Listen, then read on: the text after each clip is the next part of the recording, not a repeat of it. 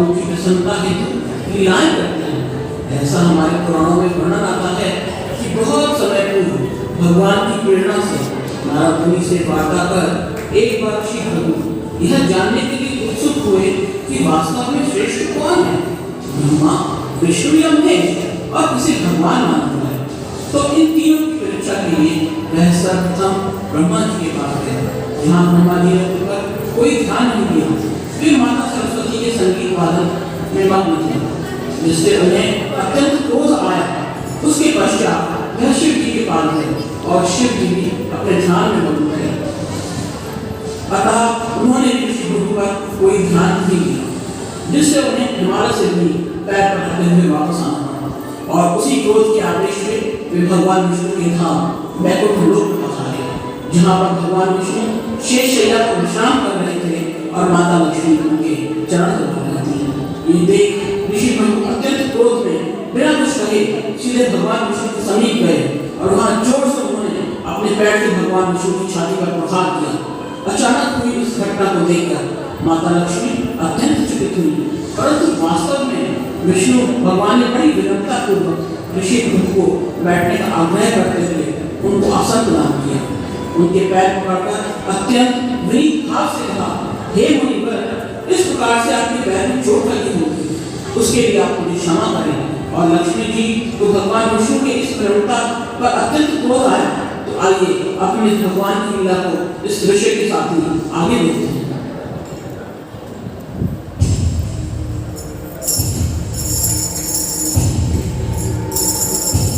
नारायण नारायण। प्रणाम देव नारद। प्रणाम मुनिवर। क्या हो, चेहरे पर ये चिंता की लकीरें कैसी? हाँ देव ऋषि, मेरे मन में ब्रह्मा, विष्णु और महेश के मध्य श्रेष्ठता का परीक्षण करने का विचार उत्पन्न हुआ है। आपका इस संदर्भ में क्या विचार है? जैसी परीक्षा। वास्तव में ब्रह्मांड भर के समस्त ऋषि मुनि व आचार्य भी यह सुनिश्चित नहीं कर पाए कि ब्रह्मा, विष्णु और महेश में से कौन सबसे श्रेष्ठ व पूजनीय है, जिससे उनको भगवान माना जाए। अत्याधिक विचार मंथन के उपरांत भी जब इसका कोई परिणाम नहीं मिल पाया, तब यह अत्यंत दुष्कर कार्य मुझे सौंपा गया। अर्थात प्रचेता व ब्रह्मा के मानस पुत्र और सप्त ऋषियों में से एक भृगु ऋषि। उचित होगा कि मुझे त्रिदेवों की श्रेष्ठता के परीक्षण हेतु उनके लोगों को प्रस्थान करना होगा।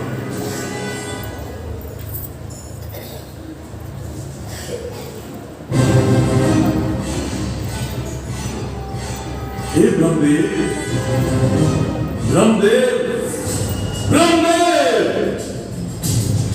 ओहो, अभिवादन तो क्या, कोई प्रत्युत्तर भी नहीं। देंगे भी कैसे देवी सरस्वती के संगीत और गायन के जो प्रश्न हैं। ठीक है, कैलाश पर्वत की तरफ प्रस्थान करता हूं और वहां जाकर भोलेनाथ को देखता हूं।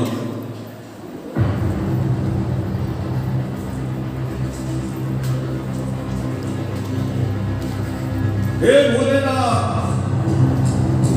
हे शिवशंकर, हे शंभुनाथ, अभी कोई प्रत्युत्तर नहीं। वो कैसी विडंबना है। शिव शंकर सदा अपनी ही धुनी रमाए अपने आप में मगन रहते हैं। कोई आवाज नहीं कि इनके पास पर स्वयं भगवती पधारे हैं। उचित है, अब मुझे वैकुंठ धाम की तरफ प्रस्थान करना होगा।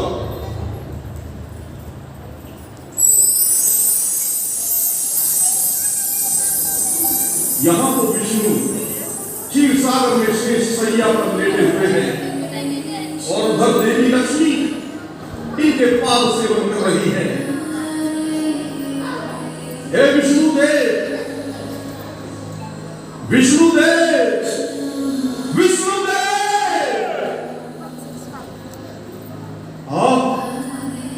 इतना पुकारने पर भी कोई प्रत्युत्तर नहीं। प्रणाम या अभिवादन को बहुत दूर रहा। इतना अपमान, ओ इतना ज्यादा अपमान। ठीक है विष्णु, तुमको अपने किए का परिणाम भुगतना होगा। ये लो।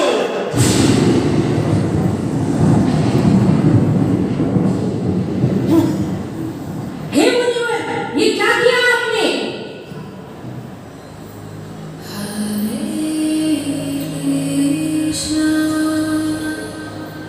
हे मुनिश्रेष्ठ, कृपया आसन ग्रहण करें।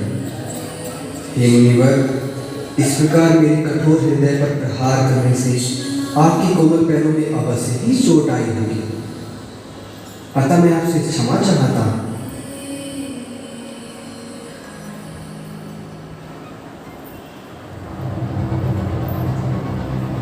हे स्वामी, मैं आपके हृदय में श्रीवत्स के रूप में विराजमान हूँ।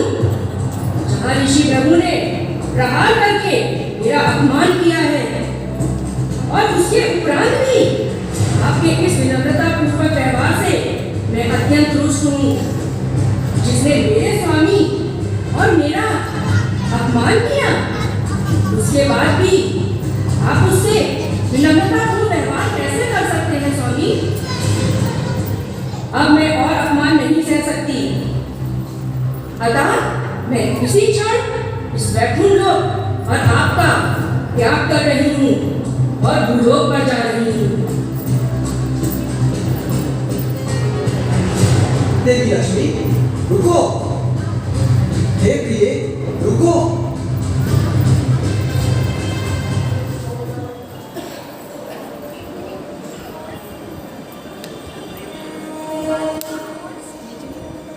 कोई है? जी प्रभु।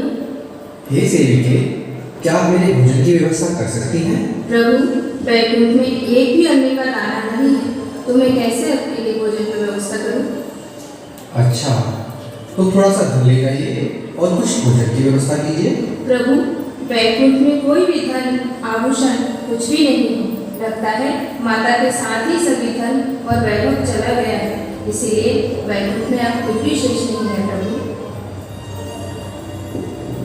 लगता है लक्ष्मी के जाने से मैं लक्ष्मीहीन हो गया। मेरा वैभव, धन और श्री समाप्त हो गए हैं। ऐसे तो बहुत ही समस्या हो जाएगी। इन वैकुंठ वासियों का क्या होगा?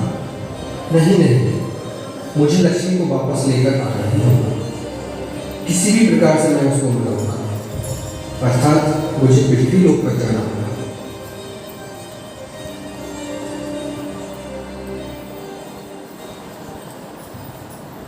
और इसके बाद भगवान विष्णु अपना रूप बदलकर पृथ्वी लोक पर आते हैं और माता लक्ष्मी को ढूंढने का प्रयास करते हैं और उन्हें ढूंढते ढूंढते वे बकुला माई के आश्रम में पहुंचते हैं। बकुला माई पूर्व जन्म की लीला में यशोदा मैया की थी। बकुला माई जब भगवान को देखती हैं तो उन्हें कन्हैया का स्मरण आने लगता है और वे अत्यंत प्रेम से भगवान से पूछती हैं, यह अपरिचित कौन है? इसे देखकर इतनी आत्मीयता का अनुभव क्यों कर रही हूँ मैं? मानो ये पिछले जन्म में मेरा पुत्र ही रहा हो। हे पुत्र, तुम कौन हो? तुम्हारा नाम क्या है? और तुम यहाँ कैसे आए? हे माता, आपने मुझे अपना पुत्र कहा है, तो मुझे आप किसी भी नाम से बुला सकती हैं। और मैं यहाँ लक्ष्मी की तलाश में आया हूँ। तो ठीक है, आज से तुम्हारा नाम श्रीनिवास होगा। हाँ, श्रीनिवास। श्रीनिवास कितना अच्छा नाम है। हे माता, क्या कुछ समय के लिए मैं आपके आश्रम में रह सकता हूँ? अब तो तुम मेरे पुत्र रूप में हो, तुम जब तक चाहो यहाँ रह सकते हो। और इस तरह श्रीनिवास बकुला माई के आश्रम में रहने लगते हैं। बकुला माई उनको अपने पुत्र के रूप में प्रेम करती है और यहाँ आकर वह माता लक्ष्मी को ढूंढने का प्रयास करते हैं। इस तरह से कई दिन बीत जाते हैं किंतु माता लक्ष्मी को नहीं मिलती। इस तरह बहुत समय बीतने के उपरांत वे एक दिन आखिर खेलने वन में जाते हैं और अत्यंत भूख और प्यास से व्याकुल होकर वहीं किसी एक वन में विश्राम करने लगते हैं।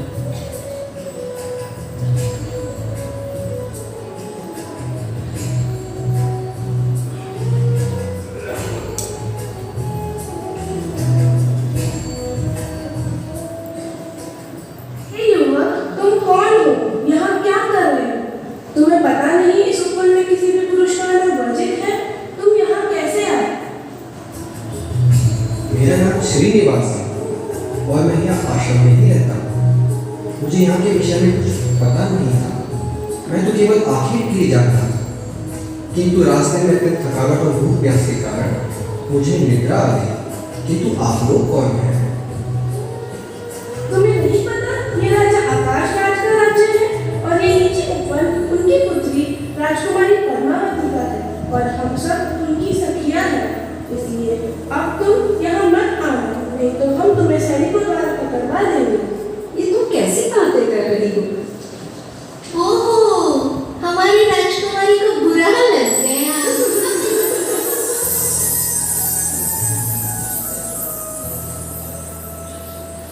श्रीनिवास भी अब वहाँ से चले जाते हैं किंतु पद्मावती का स्मरण उन्हें हर पल होता रहता है। अब बकुलामाई के आश्रम में पहुंचकर वह अत्यंत उदास होने लगते हैं और एक दिन बकुलामाई उनसे उनकी उदासी का कारण पूछती है।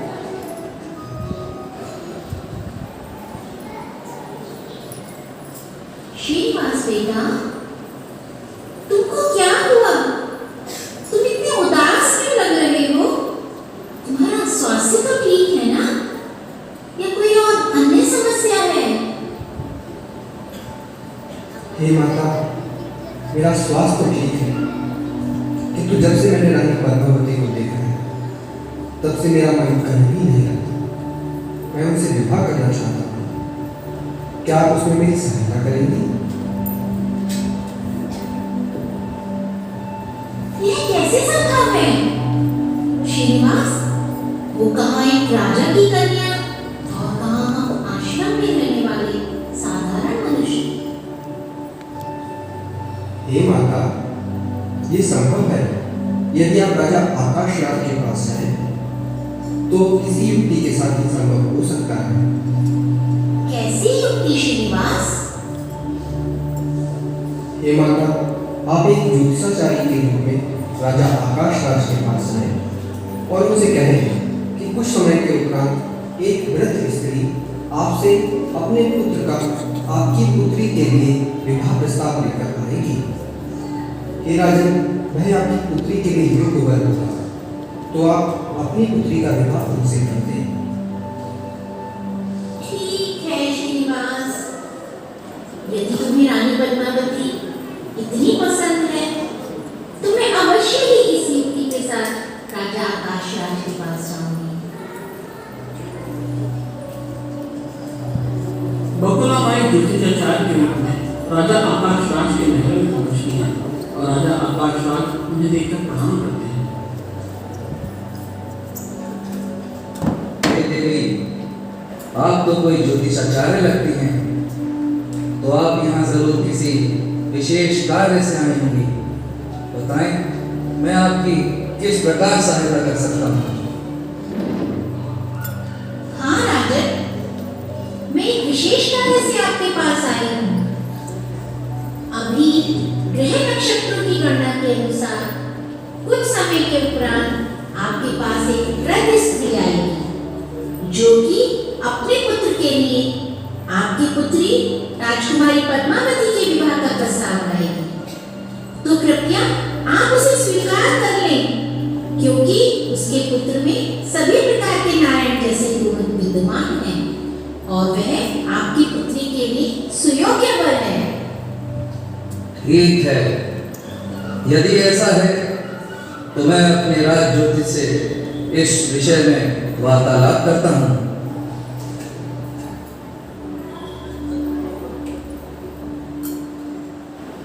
राजपुरोहित, कृपया करके मुझे बताएं कि हमारी पुत्री के विषय में क्या वास्तव में ऐसा कोई संयोग है और मेरी पुत्री के लिए उपयुक्त व्यक्ति होगा। हे राजन, ये ज्योतिषाचार्य जो कह रहे हैं यह बिल्कुल सत्य है। कुंडली और गणना के अनुसार एक सुयोग युवक श्रीनिवासन के नाम से यहाँ पर आपकी पुत्री के लिए उपयुक्त वर है, और यह भी सत्य है कि उसमें नारायण जैसे सभी गुण विद्यमान हैं। अतः आप निश्चिंत होकर राजकुमारी पद्मावती का विवाह श्रीनिवासन से संपन्न कर सकते हैं। तो ठीक है, अगर ईश्वर की यही इच्छा है तो मैं इसमें किसी भी प्रकार का कोई भी व्यवधान कैसे उत्पन्न कर सकता हूँ। मुझे भी यह प्रस्ताव स्वीकार है।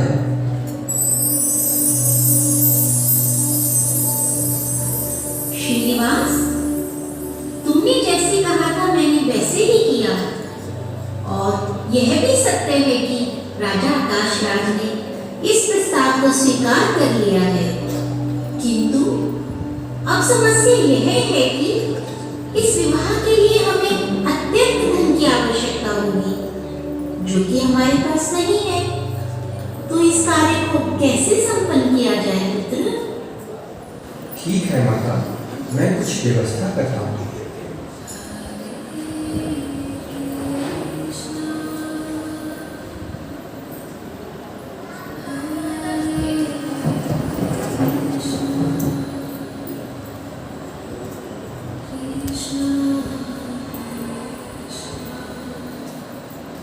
हे ब्रह्मदेव, हे भोलेनाथ, मैं आपका आह्वान करता हूँ, कृपया प्रकट हो। प्रणाम प्रभु। हे प्रभु, हम आपकी सेवा में उपस्थित हैं, कृपया आज्ञा करें। हे ब्रह्मदेव, हे भोलेनाथ, जैसा कि आपको ज्ञात ही है कि मैं राजकुमारी पद्मावती से विवाह संपन्न करने जा रहा हूँ, जिसके लिए मुझे धन की आवश्यकता है। तो कृपया करके आप कुबेर के पास जाएं और उसे ऋण के रूप में धन देने का आग्रह करें, जो कलयुग में मेरे भक्तों द्वारा चुका दिया जाएगा। अर्थात ये विवाह मेरे भक्तों के कल्याणार्थी ही होगा, और यही लीला मैं मेरे भक्तों को कलयुग में आनंद प्रदान करने के लिए कर रहा हूँ।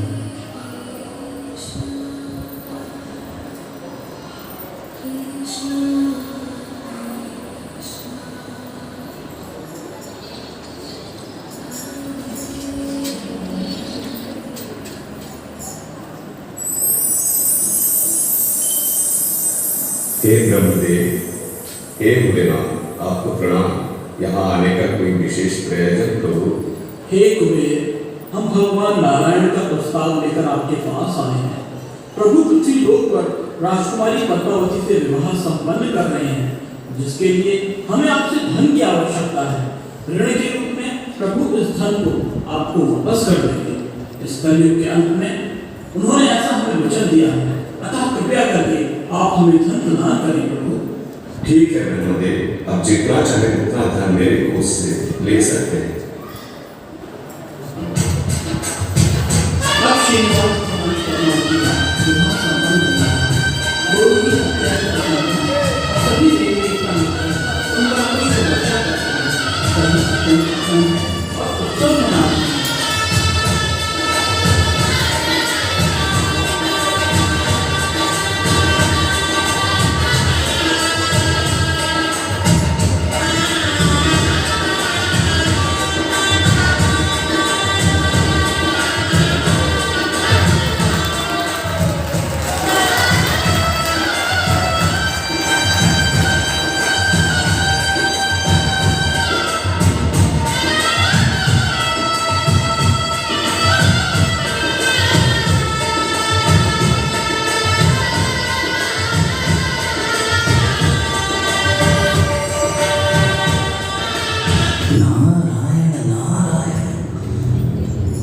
हे माता महालक्ष्मी, हे माते,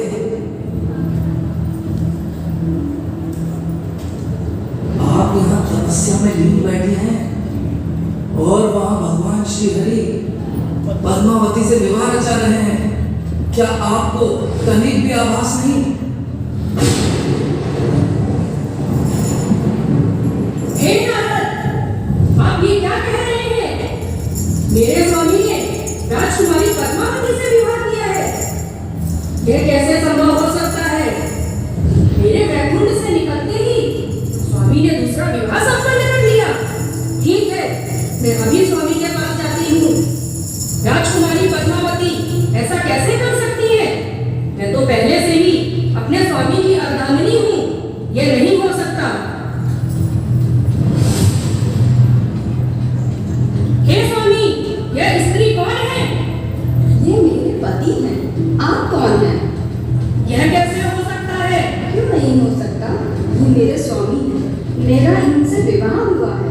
नहीं नहीं, यह तो मेरे स्वामी है और हमारा विवाह वर्षों पूर्व हो चुका है। इसलिए यह मेरे स्वामी है। आपका इन पर कोई अधिकार नहीं। हे देवी लक्ष्मी, आप क्रोधित ना हो। नहीं स्वामी, आप मेरे हैं। यह स्त्री आपकी अर्धांगिनी नहीं हो सकती। नहीं नहीं, ये मेरे स्वामी हैं। इन पर मेरा अधिकार है। नहीं, ये मेरे स्वामी है। नहीं, ये मेरे स्वामी हैं। महारानी पद्मावती, आप समझने का प्रयास क्यों नहीं कर रही? ये मेरे स्वामी है। इन पर सिर्फ मेरा अधिकार है। नहीं नहीं, ये मेरे स्वामी यह मेरे स्वामी है। ये मेरे स्वामी हैं। यह मेरे स्वामी है।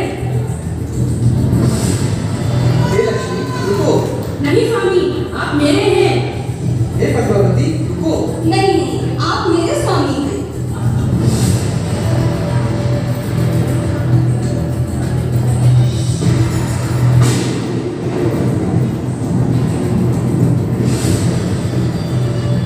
और इसी प्रकार दोनों की बहस में श्रीनिवास थोड़ा पीछे हो गए हैं और अपनी कोई भी बात ना सुनने के कारण वह अपने आप को शिला रूप में परिवर्तित कर लेते हैं। जैसे ही दोनों रानियां उनकी ओर देखती हैं तो वे शिला में परिवर्तित हो चुके होते हैं, जिसे देखकर उन्हें बहुत पछतावा होता है और दोनों ही उनकी चरण पकड़ के पछतावे के साथ रोने लगती हैं।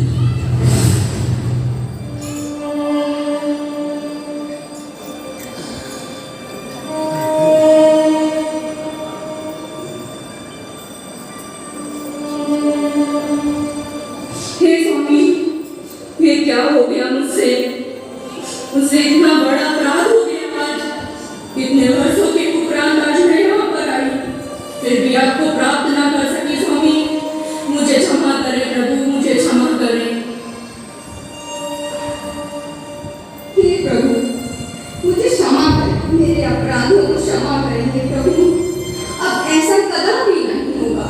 हे प्रभु, मुझे क्षमा करें।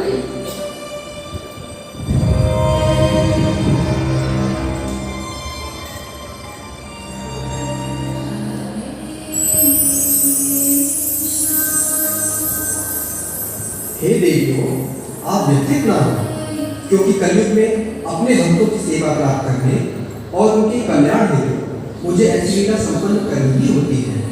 अतः आप दोनों मेरे साथ यहाँ पद्मावती और भूदेवी के रूप में सदैव विराजमान रहेंगे।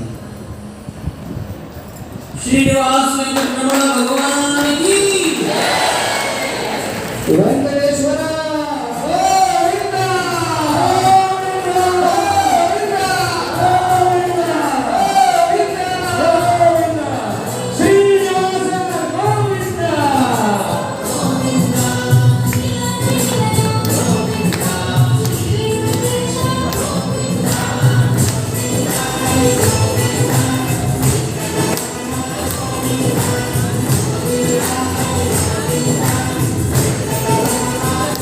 सभी तालियां बजाएं उसी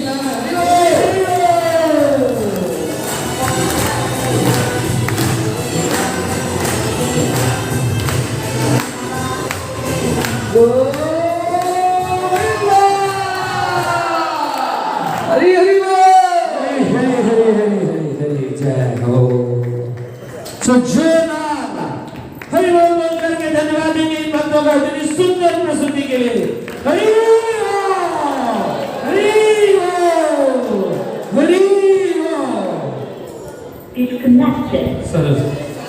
निश्चित तौर से आप सभी आनंदित महसूस कर रहे हैं। हरि बोल। जय। सो नाउ इट्स टाइम कि हम इन भक्तों को थोड़ा जान लें। आशा करते हैं कि आप सब पहचान रहे होंगे। क्या आप वेंकटेश स्वामी को पहचान रहे हैं? कौन बताएगा? गेस करिए। बस बहुत कम भक्तों ने, इसका मतलब मेकअप बहुत अच्छा हुआ है। हरि ओम। शुरुआत करते हैं परिचय का वेंकटेश स्वामी श्रीनिवास स्वामी गोविंदा से। हरि हरि ओम। हरे कृष्णा, मेरा नाम बुधा निताई दास है। हरे कृष्णा, समाज के चरणों में दंडवत प्रणाम। मैं आरती गोयनका। हरे कृष्णा, दंडवत प्रणाम। मेरा नाम मोहिनी विशाखा देवीदास।